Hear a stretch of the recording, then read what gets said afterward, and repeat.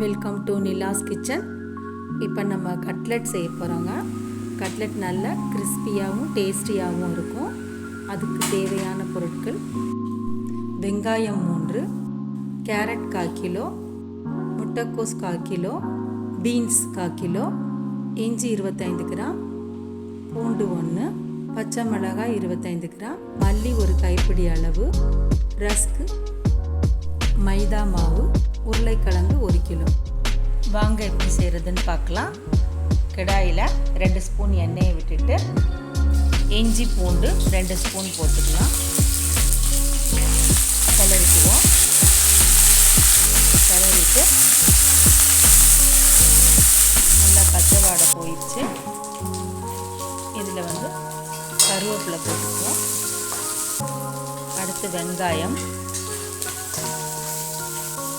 பச்சை மிளகாய் கிளறிக்கிட்டு பீன்ஸை போட்டுக்குவோம். பீன்ஸ் போட்டு கிளறிட்டு கேரட் போடுவோம். கிண்டிட்டு முட்டைக்கோஸ்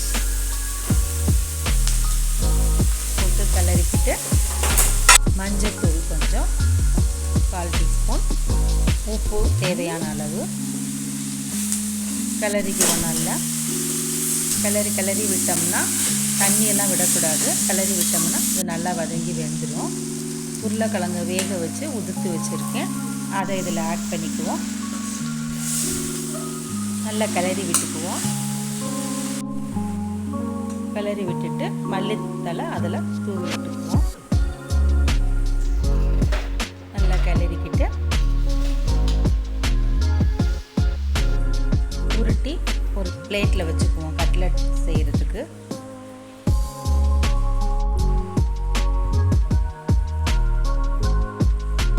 மைதா மாவை உப்பு போட்டு தண்ணி ஊற்றி கரைச்சி வச்சுக்குவோம். நல்லா இந்த பதத்துக்கு கொஞ்சம் வாட்டரியாக கரைச்சி வச்சுக்கோங்க. இந்த பதத்துக்கு கரைச்சி வச்சுக்கிட்டு ரஸ்கை மிக்சியில் பொடி பண்ணி வச்சுருக்கேன். இந்த மாதிரி தூளாக ஆக்கி வச்சுக்கோங்க, கட்டி இல்லாமல். இந்த கட்லெட் உருண்டையை மைதா மாவில் டிப் பண்ணி பிளேட்டில் அடுக்கி வச்சுக்குவோம். ஏன்னா அதுலேருந்து லிக்விடாக அப்படியே மாவு வரும். ஸோ நமக்கு ரஸ்கில் போடுறப்ப ரொம்ப மாவு ரஸ்க்கு தூள் வேஸ்ட் ஆகாமல் நம்ம போட்டு பரட்டிக்கலாம். எல்லாத்தையும் டிப் பண்ணி ஒரு பிளேட்டில் அடுக்கி வச்சுக்குவோம். ரஸ்க்கு தூளை இப்போ அதை மட்டும் ரஸ்க்கு தூளில் போட்டு பரட்டிட்டு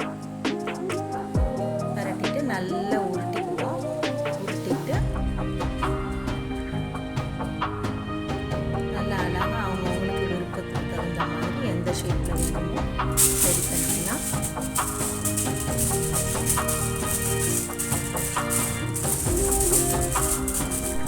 இந்த மாதிரி ரவுண்ட் ஷேப்பில் நான் எடுத்து வச்சுருக்கேன். ரஸ்கில் பரட்டி எடுத்துக்கிட்டோம்னா நல்லா கிறிஸ்பியாக கிடைக்கும். நம்மளுக்கு சுற்றிலும் ரஸ்க்கு அப்ளை பண்ணுற மாதிரி தட்டிட்டு எல்லாத்தையும் ஒன்றா இது மாதிரி ரெடி பண்ணி வச்சுக்கலாம்.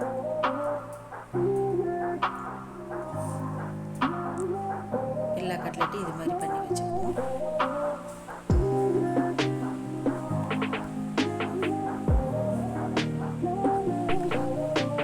அடுப்பில் கடாயை வச்சுக்குவோம். எண்ணெய் ஊற்றி கட்லெட் பொரிக்கிற அளவுக்கு தேவையான அளவு எண்ணெய் ஊற்றிக்குவோம். ஹீட் ஆயிடுச்சு. கட்லெட்டை போடுவோம்.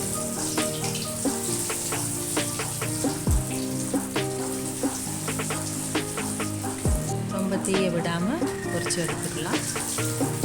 திருப்பி போட்டுட்டு நல்ல கலர் ஒரு மெரூன் கலரில் வர்ற வரைக்கும் நம்ம வறுத்தெடுக்கணும்.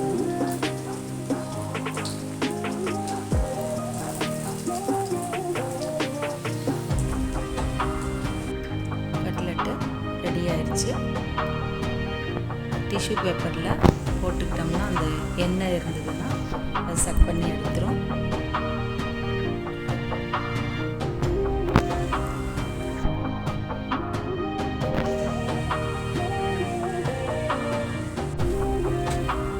இதே மாதிரி எல்லா கட்லெட்டையும் போட்டு எடுத்தாச்சு.